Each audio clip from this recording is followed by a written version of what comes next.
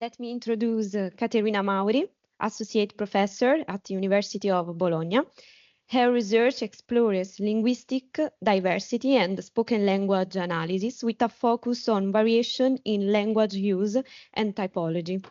Caterina has been principal investigator of SIR project on how ad hoc categories are constructed through language, analyzing the strategies speakers use to anchor them to context. She also investigates the relationship between logic and natural language, with a particular focus on logical connectivities and their function in discourse. She has been involved in international research projects on disjunction and cross-linguistic variation in connectives, collaborating with Tel Aviv University and the University of Geneva. Another key aspect of her work is the study of subjectivity and intersubjectivity in language through analysis of discourse markers and modal expression. She is part of the Modal project and coordinates both the Kipara corpus and the PRR project Diversità, Diversity in Spoken Italian, which investigates linguistic variation. She published 3 monographs and numerous articles in international journal and is the co-founder and editor-in-chief of the journal Linguistic Typology at the Crossroads. Today, she will talk about cooperative meaning making in linguistic interaction. So I give you the floor.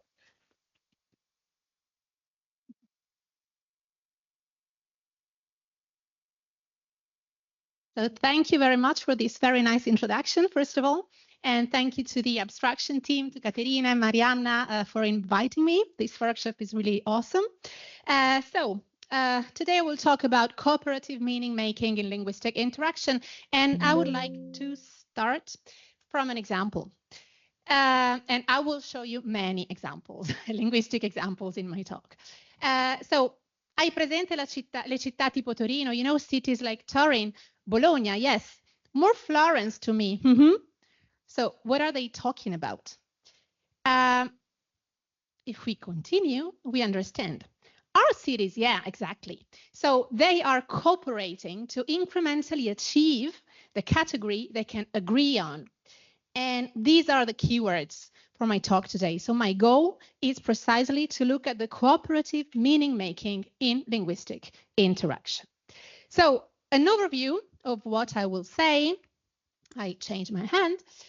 So I will start from the various layers at which cooperation manifests itself in the interactional architecture infrastructure of spoken language. Then I will focus on cooperative meaning making.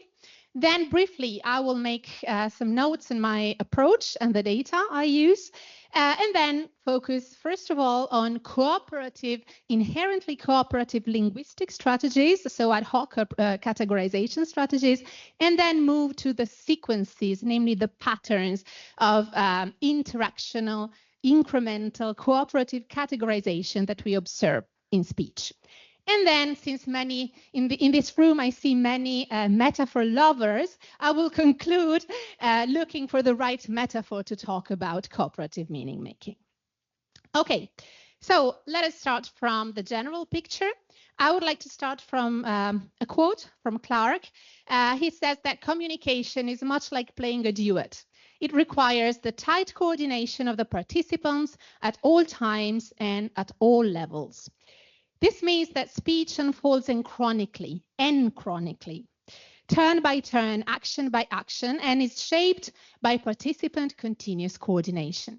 So linguistic organization adapts to this temporally situated and interactionally contingent environment through multiple layers of cooperation. And each layer corresponds to different types of interactional linguistic work.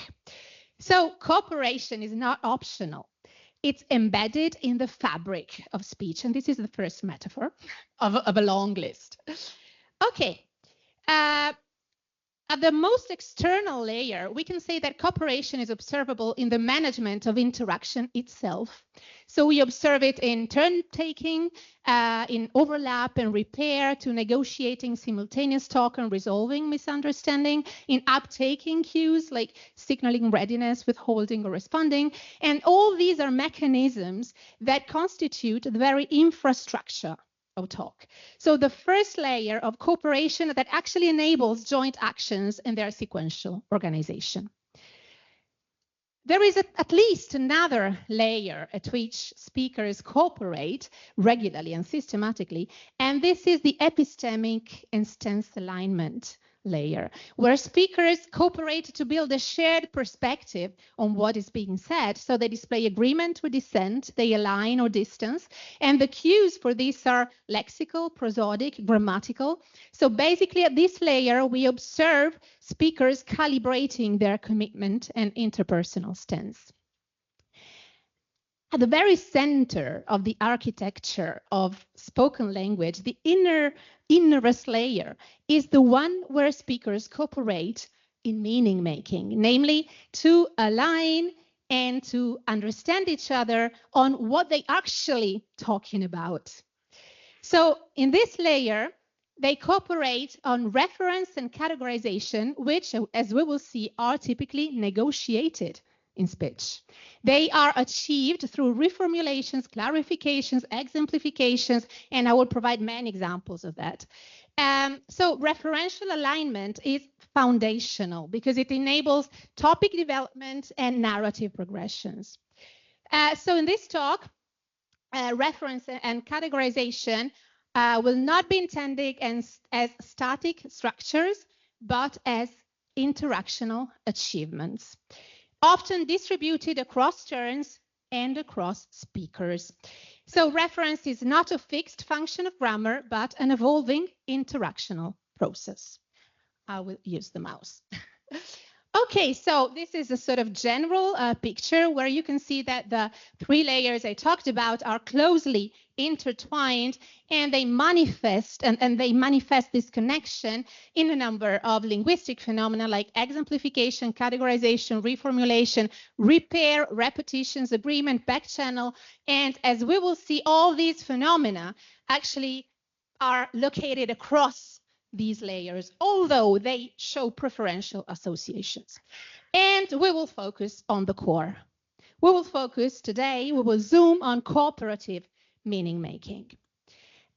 This means that we will ask ourselves, first of all, what are the linguistic strategies building reference in an inherently cooperative way? And by inherently, I mean semantic, as you will see.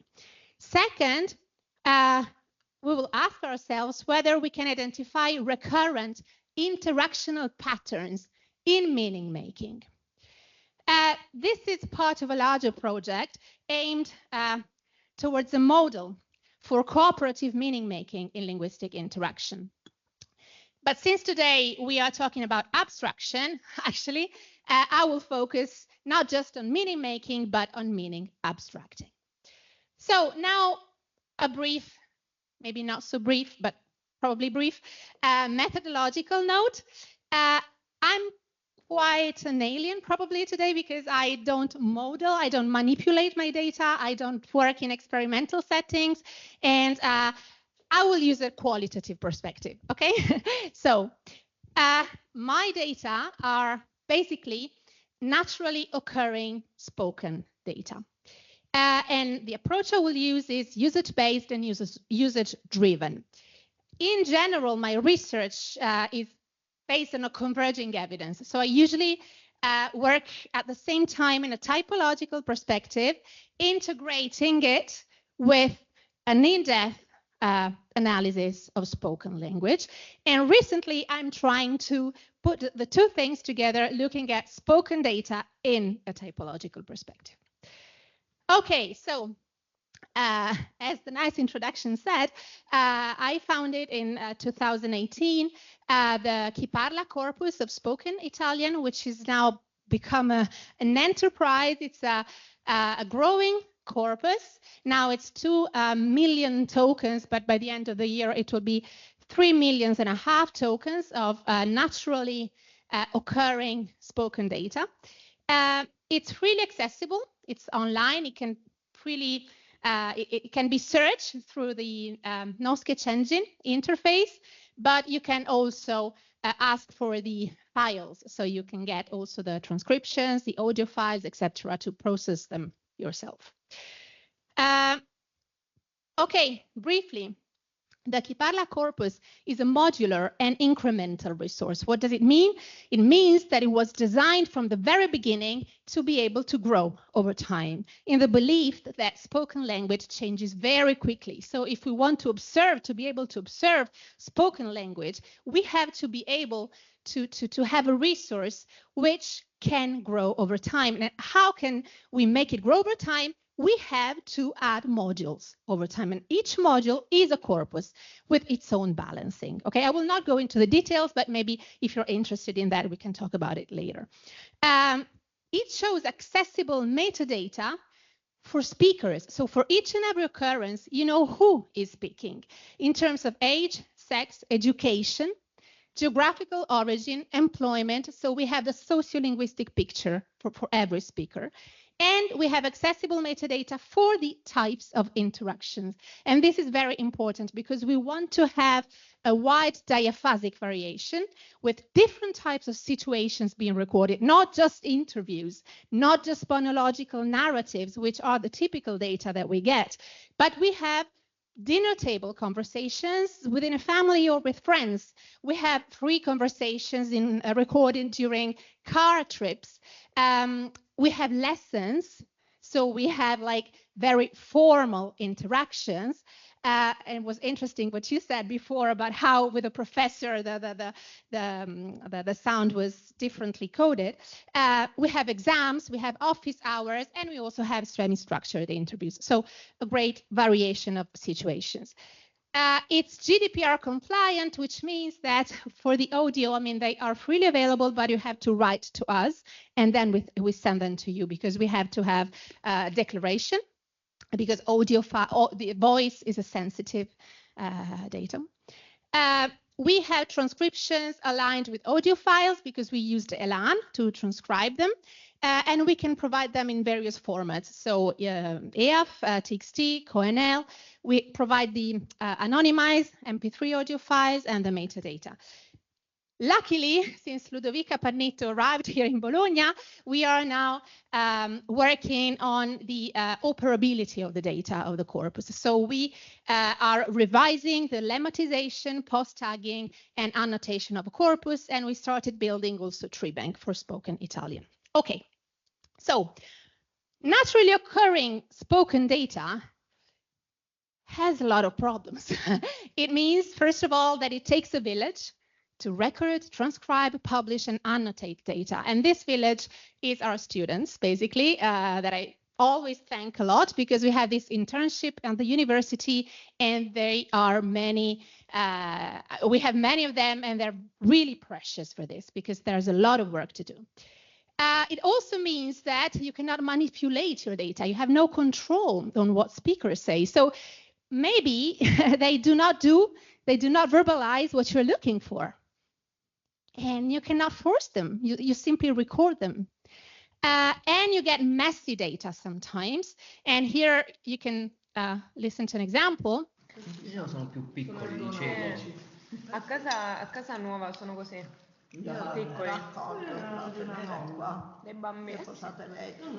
This is one of the worst. Usually they're much better than that.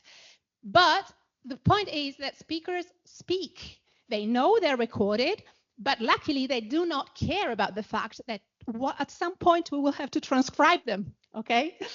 And the price for the ecology of the data is that sometimes the audio files have not a high quality, as you heard. And it's very time consuming to prepare the data for computational processing, but it's getting better, thanks to Ludovica again. So a lot of limitations, but it also means a direct view on what speakers do and say in their everyday linguistic interactions. with varying goals, varying interlocutors, varying topics, and this means ecological data. This allows observing cooperative meaning-making broadcast live as it unfolds in everyday communications. So it's difficult, it's very difficult, but it's very important. So in this talk, as I said, I will use a qualitative perspective, showing a lot of examples from the Chi Parla corpus mainly. Okay, let's go back to our focus, cooperative meaning abstracting. So these were the two questions, and we will start by the first one, namely, what are the linguistic strategies that can be considered inherently cooperative? In building reference, of course. Okay, here I will talk about ad hoc categorization strategies, namely indexical strategies, relying on speakers' cooperation for their very semantic interpretation. And we will see that they involve at least one exemplar of the category, sharing a common property with a context or with other exemplars, and usually denoting a superordinate category that has to be abstracted from the exemplars. Then for the second question, namely recurrent interactional patterns, we will look at incremental categorization sequences in talk. And here we will see that the abstraction of a category is achieved through an incremental process characterized by successive stages, typically formulation, reformulation, reformulation again, directionalities going from generic to specific, then from specific to generic again, and stances. We will see various stages throughout speakers negotiate meaning and typically find an alignment in the end. Okay, let us start from the first one, namely ad hoc categorization strategies where cooperation can be observed in the semantics, as I said. And later on, we will move to the patterns where cooperation will be observed in conversation. Okay. Well, we know very well that categories depend on context for their interpretation, but usually in psychological, psycholinguistic, cognitive perspective, the question is how a specific category is interpreted, which is different from how the very process of category construction is achieved in linguistic interaction. Speakers may indeed label a category through lexical or syntactic means, through a top-down approach, but they usually, and very frequently, as you will see, they may express the process itself in a very iconic way. I will suggest that later on, the very process of category construction through exemplification and abstraction. But typically, they employ both, so top-down and bottom-up in alternation. And especially this bottom-up way of building categories allows speakers to tailor categories to the common ground. And tailor categories means to tailor both the core of the category by choosing the more relevant examples, but also tailoring the borders of the category. How much does it extend? And we will see that these strategies allow to refer to individual exemplars which are actually employed as arrows, as triggers for abstracting the higher level category. Okay, let us start with the first. Oh no, sorry. I will start first of all by what characterizes these strategies. So ad hoc categorization strategies, I will finally avoid bubbling myself. As we will see, show a great variation in terms of morpho-syntax, but they all share a core semantic structure. Namely, they are characterized by exemplification, so they always make reference to at least one exemplar, typically more exemplars, characterized by a context-relevant property P, okay? And when we talk about an example, it implies that this example stands for something. So exemplification implies categorization.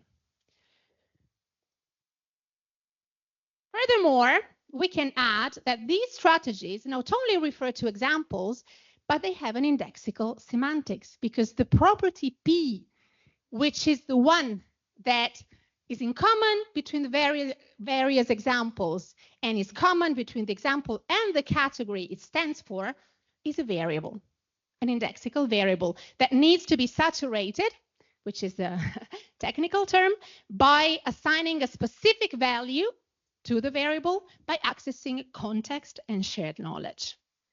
Okay, so these strategies have a core of exemplification and indexicality.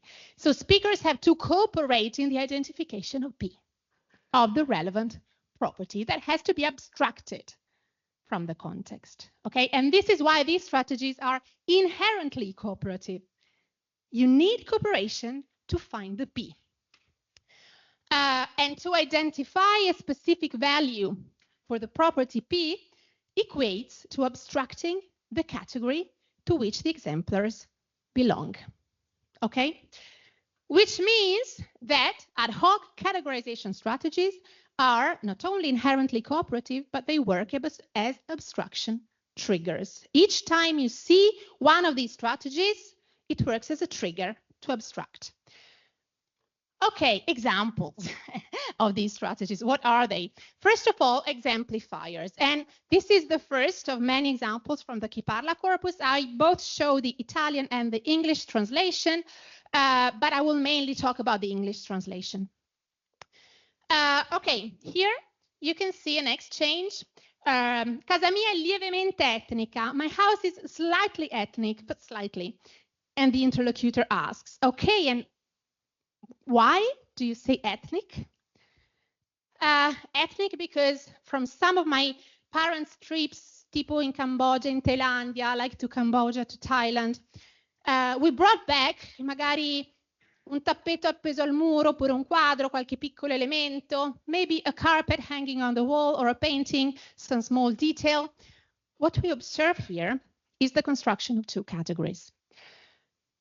First of all,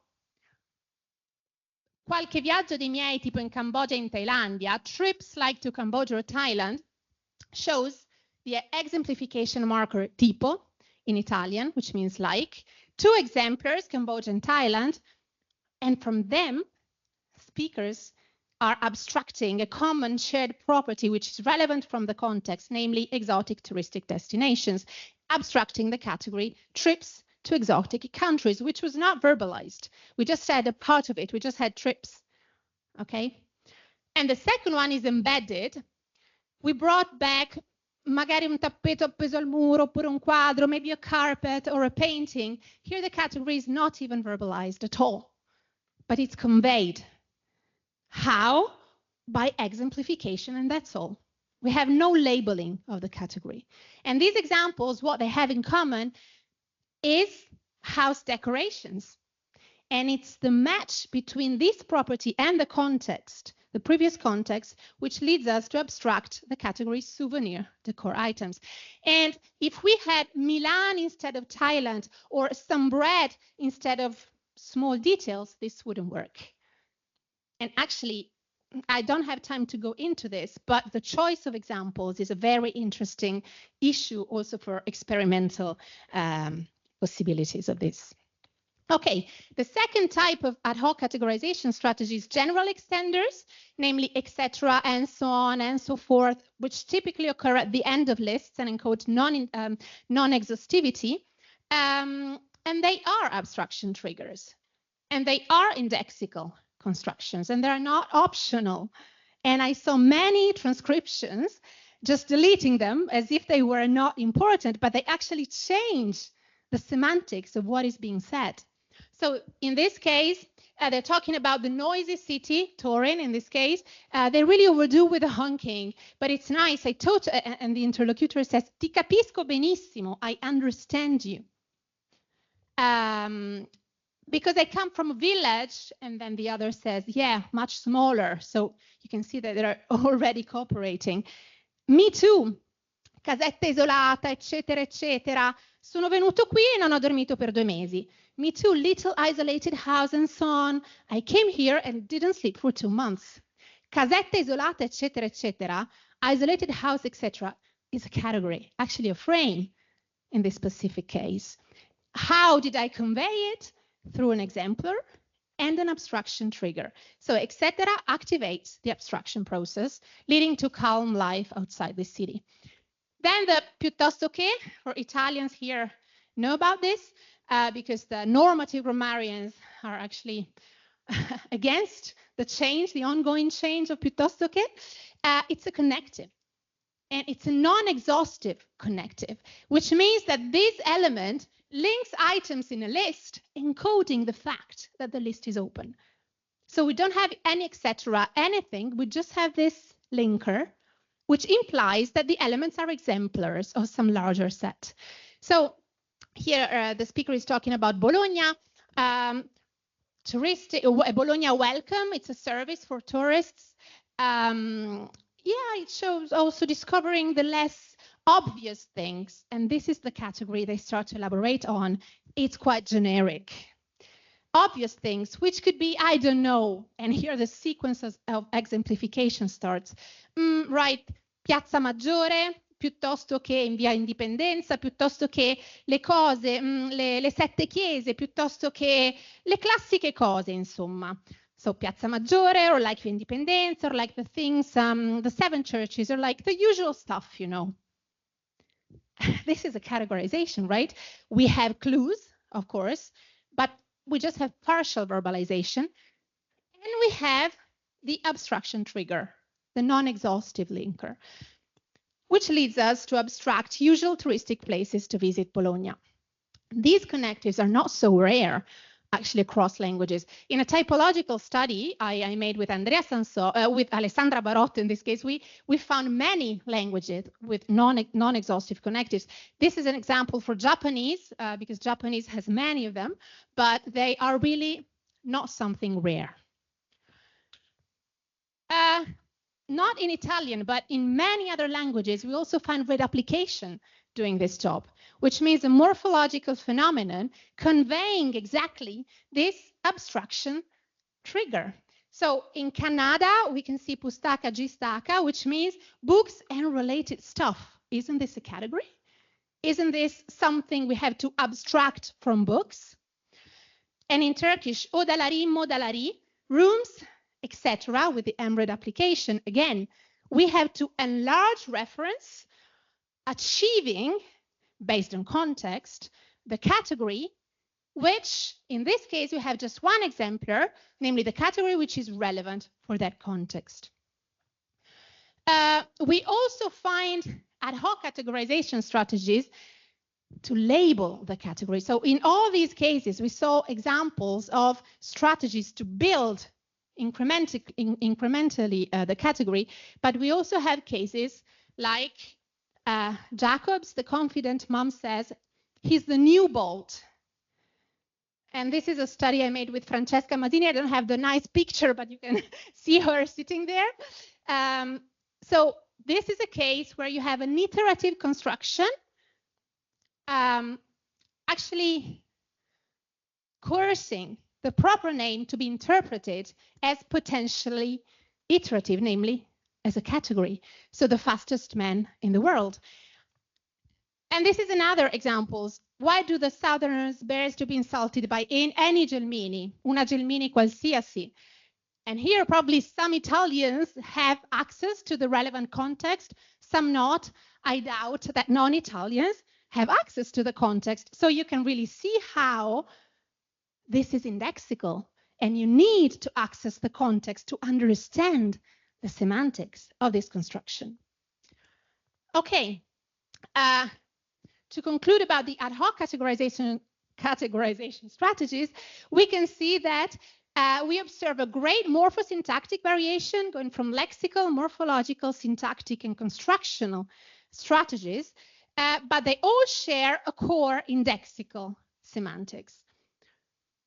They refer to at least one example characterized by some context-dependent property that has to be abstracted.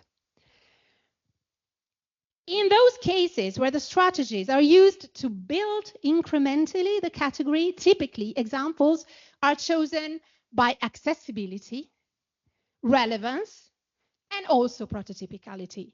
But accessibility is crucial. On the other hand, when the strategy is employed to label the category, examples are typically chosen by prototypicality. Okay, let's now move to the final part of the talk. Can we identify interactional patterns in building categories, namely in abstracting categories and interaction? As I told you before, we can identify stages, successive stages within sequences. Let us start from a very complex example that I will break. First of all, I see a lot of humanity here. I'm being honest. Formulation of category 1, quite abstract, right? Humanity is a very abstract term. And then it goes on. This is a monologic talk. For example, when someone sees a person with disability on the street, so the speaker feels that humanity needs some further specification. How? Through a downward process towards exemplification. So, for example, when someone sees a disability with a person, someone sees a person with a disability, and this is category 2, which is introduced. This is not abstract, but generic, I would say. Again, the speaker feels that more specification is needed, and it exemplifies it again. This is embedded, okay? It's an embedded exemplification within another category construction. Magari una persona cieca piuttosto che una persona in carrozzina con delle disabilità fisiche. 3 examples. So someone who's blind, someone in a wheelchair, or with physical and motor disabilities. It is still quite generic. We have that someone there, right? Which is a generic reference, but more specific than the category. And then it goes back to the first formulation. There's always a great deal of humanity, okay, again. But then the speaker feels it's not enough and exemplifies again, but this time going straight down to speaker's experience directly. And we can see this through all those diacritics markers and pronouns. So he says, for instance, there was this lady who used to take the same bus as me. There was this little period when we always took it together. And then she starts talking about her life. So basically from the category down to exemplification, down to another category, down to experience, which is even more specific than exemplification. And we can clearly see this here. So we observe a progressive zooming in down to the speaker experience. And we can also see a sequence of category construction embedded within another one. This is another example. This is dialogical. But on the other hand, it's maybe easy, and actually you find a lot of uncertainty markers, as you said this morning, not necessarily as questions. So I didn't understand, what did you say, but many epistemic markers. So it's maybe easy to fall into some kind of trappola, vizio, piuttosto che. Here, piuttosto che works as eccetera, comes at the end. Trap, bad habit, or stuff like that, because you know, and here the speaker is continuing because he's satisfied with the category being abstracted, right? But then the interlocutor comes in, interrupting. Ah, dici di perdersi? Oh, you mean getting lost to it? So negotiating the category and reformulating it in a more generic way. And then they align a bit. Yeah, I don't think that's hard, actually. And they evaluate the category being built. And this is typical. In interaction, you typically see that speakers cooperate, going up and down, formulation, exemplification, reformulation, alignment, and then evaluation and positioning with respect to the category. I like it, I don't like it, I agree, I don't agree. Last example. It's quite long. Even just moving to a normal house, una casa normale. I mean, yeah, that would be fine. And then the other speaker says, but what do you mean by normal house?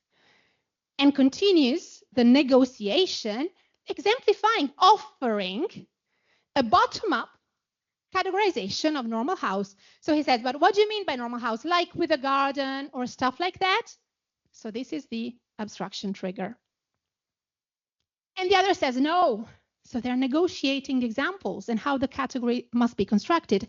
No, I mean, even just having a fairly large living room example, like I wouldn't want there to be cramped spaces. And this is another typical thing, defining the category through what the category is not, by saying what members are not inside the category. And cramped spaces is another category that will be then elaborated. It probably felt too generic, I think. I wouldn't say abstract. I mean, for example, and then speaker's experience.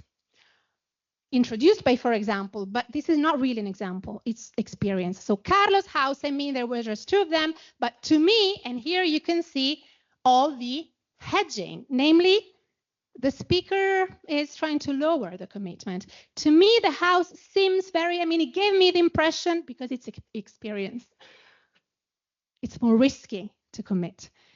And then reformulates the category, a house with a very low ceiling. Then they align, okay, yeah, I haven't seen it, not yet, and yeah, I'm in. And then it goes back to reformulate category one. So normal house means spaces to be a bit wide. And then they align. So what we observe, and I'm now concluding my talk. Oh, okay, I will be perfectly in time. What we observe is, first of all, that we have recurrent waves, wave patterns. If we look at data from the Chi Parla, which means not manipulated, no control over them, but simply with a qualitative, in this stage, bottom-up reading and listening to the conversations, we observe that meanings and categories are built like this, going ups and downs. And this is another metaphor. So we are in the final part where we're looking for the right metaphor, right? So recurrent wave patterns oscillating upwards from specific to generic formulations, then downwards from generic to specific to even more specific, namely the speaker's experience. Zooming in and out across lexical choices, syntactic strategies, lists of examples, and conversational moves. And exemplification is not just a crucial cognitive process, it's a crucial communicative process. So exemplification is a fundamental strategy for meaning making in interaction. And it's iconic, I was thinking before, well, Bodo was talking, because it's really iconic with respect to the cognitive process of building a category, with the abstracting process, right? Exemplification allows interlocutors to meet at the level of experience, but at the same time, it triggers, because it implies, a process of abstraction. Cooperative meaning making is aimed, I would say, at building and fine-tuning reference in a shared way. When we speak, we want to understand each other, and we can observe it. We have these alignment markers, these agreement markers, which are also a hallmark for, some categorization and meaning-making processes going on. And this fine-tuning is really important in order to identify the examples that lie at the core of the categories I said before. What is my prototype based on our common ground, but also those that have to be excluded. Why? Because we have to draw the category center and the category borders in a context relevant way. And you can really see that in how conversations work. So reference is inherently negotiated. It's not given. And it's negotiated until speakers acknowledge their mutual alignment in a crescendo, last metaphor, frequently evolving into subjective positioning. So we do not always and only build reference categories and abstractions to talk about things. But very often we have to talk about things because we want to position ourselves. Okay, it's a very intersubjective process. And I suspect, I want to verify it, we will verify it, that there are possible correlations with topic on the one hand and abstractness on the other hand. Namely, the more topical a category is in discourse, the greater the need for explicit alignment. We have to be sure that we are talking about the same thing if this has to be the topic of our interaction. And the more abstract it is, the more successive stages and negotiation is observed. We have to verify that, but it's an interesting hypothesis, I would say. So even counting the numbers of stages that you get. So meaning making is non-linear, and it's an emergent process, closely intertwined with all layers of cooperations we saw before, deeply rooted in the fabric of spoken interaction. So the future steps. First of all, to mix the metaphors and find the perfect representation of cooperative meaning making, better than what artificial intelligence proposed. So this is made by ChatGPT, but we can make something much better than that. And I'd like to make a typological study to analyze meaning-making patterns in interaction across typologically diverse languages and cultures along the lines of what Mark did for repair and for other conversational phenomena. This means looking at interactional spoken corpora of different languages. They're not as big as the Chi Parla, but it's not necessary actually to have such big corpora. And to see whether the sequences that we identified recur, and I suspect that they do. What is universal? What is language specific? What is culture specific? And to do both qualitative and quantitative research on the Chi Parla corpus to identify correlations between the linguistic strategies we find in the various stages of incremental categorization that we saw, correlations between semantic properties of words and their patterns of meaning making. So we said specific, generic, abstract, concrete, but much more than that, also the semantic domains. Correlations between the types of interactions, so lessons, exams, formal meetings versus dinner table conversation with friends, and how they interact, how they correlate with different patterns of incremental categorization. Do I exemplify more when I know that my interlocutor shares a lot of background with me? Do I exemplify less if I'm talking with a stranger? So I think the relationship between speakers and the degree of shared background is a crucial variable to address.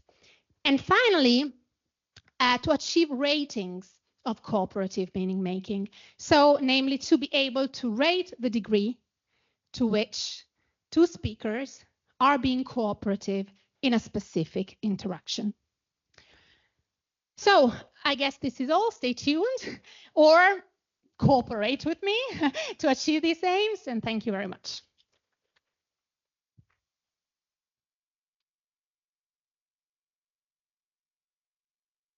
Okay, thank you, Caterina. We have all the time for 2 questions from remote. Okay, Modo.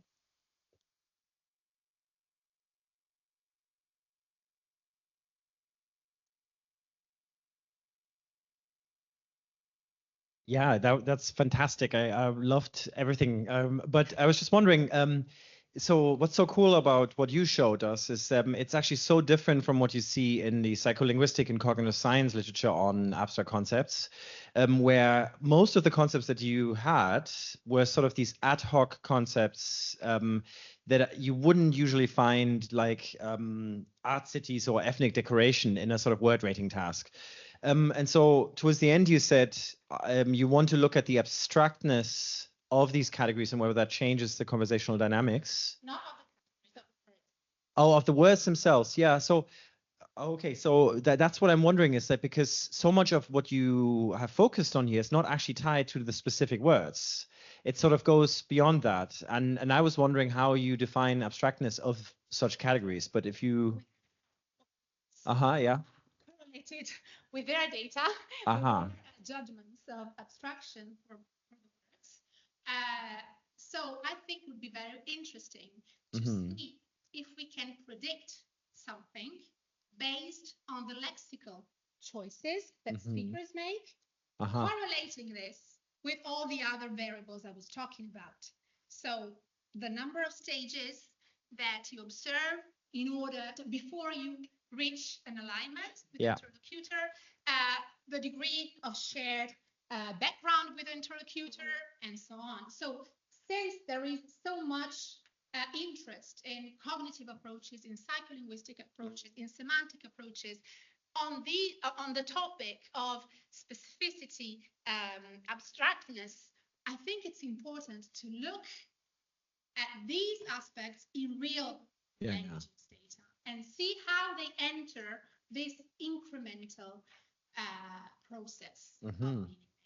I don't know if I answered you. Yeah, no, I mean, I'm like, I'll be very excited to see that work. I was just wondering, you could even do the reverse, which is to take the categories that you have in your conversational data and see how they would pan in a psycholinguistic task. Because, so for example, like, how do different ad hoc categories get rated on abstractness? Not at the word level, but at this, but it's cool stuff. Thank you.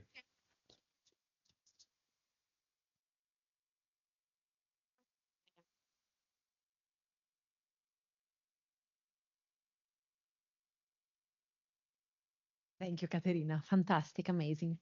And I saw some of the examples that you looked. I was wondering, and I would ask you to elaborate on this. Some of the examples that you showed on, it was the example on the house, a house with a garden.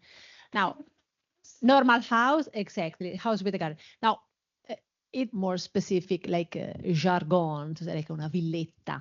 No, so there would be lexical items that maybe have a lower frequency of use, but they're just one word and they define exemplars in a more precise way.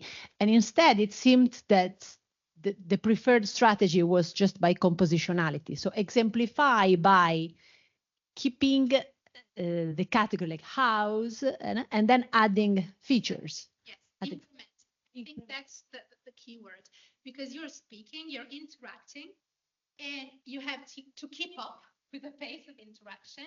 And typically what you observe is really that the category is built incrementally. So it is true, and you also find synthetic labels like villetta, but it's true, you frequently have generic terms with relative clauses. So will you think that cognitively is an easier strategy, let's say, or more I think adding features instead of going to the very specific word, retrieving the... I think we should test it, or I don't have an answer, but my hypothesis is, based on what I observed, is that typically we employ both. So speakers typically, as I said, go up, down, up, down, up, down, because they need to label the category. But then the label does not guarantee that the category is built based on the same exemplars. So we have to go down and exemplify. And even for exemplars, probably the same thing is going on. We can have the label, sometimes villetta, we may use it, but sometimes we don't even have it. So the ineffability, again, we were talking about before, for many categories, I would say 90% of the categories we want to talk about, so the topics we want to talk about, I mean, they're complex categories, ad hoc categories. We don't have words for them. So basically, what we are used to do when we speak is really to incrementally add all the clues, all the informations that we think that are relevant in that context. So I don't have the answer, but it would be interesting to go in that direction. Thank you very much. Yes, we have a question from remote. If you have any observation about the interaction between these strategies and meaning making you talk about, you talk about, and the grammatical, those more static Oh, yes, means there are. Okay, I will read the question out loud. I wonder if you have any observations about the interaction between these strategies of meaning making you talk about and grammaticals, thus more static, means of reference making, definite, indefiniteness marking, and marking of or topic and focus. The answer is definitely yes, there are correlations. As I briefly showed, the more you go downwards towards specificity, the more you find definite reference, demonstratives, didactic constructions, and it's very interesting also to see in Italian that use of questo. I don't know if Nicola is here now, probably he had to go, but there was a person here before who was working on this. We use questo, which means this, in spoken language to introduce precisely exemplifying new topics which are new to the speaker, but known to the speaker, but new to the interlocutors. So I will not go into the details, but there is a very, very tight connections with all this. And also, I couldn't provide you with a detailed typological picture, but we see these strategies being part of paradigms like simulative plurals, associative plurals across languages. So they are really intertwined with the highest levels of fixed, so to say, grammar. So this would be a nice variable to take into consideration when exploring language variation, languages without definite articles. Definitely. Thank you very much. Definitely. Or which other elements might represent cues to abstractness? Where it was very focused on specificity, obviously, but I was wondering whether. Yeah, thank you very much. Actually, the focus on specificity was an epiphenomenon of my analysis. I didn't start from there.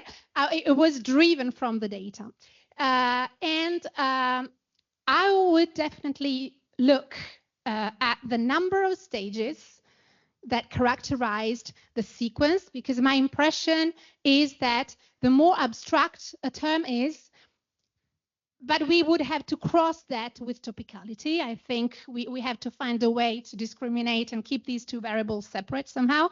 But the more a category is abstract, the more speakers, even in absence of interaction, even in monological discourse, feel the need to go up and down, to exemplify, to be cooperative with themselves and with the potential interlocutor who's actually always there. So this would be probably the first thing. Then, of course, direct questions. As you said, as you saw, cosa intendi per, what do you mean by, etc. And also alignment. I would probably start from the end. I will look for alignment markers, because if you look for alignment markers frequently, not always, but frequently, there has been some negotiation or some presupposition of potential negotiation before. Yeah, so I would probably do that. Thank you.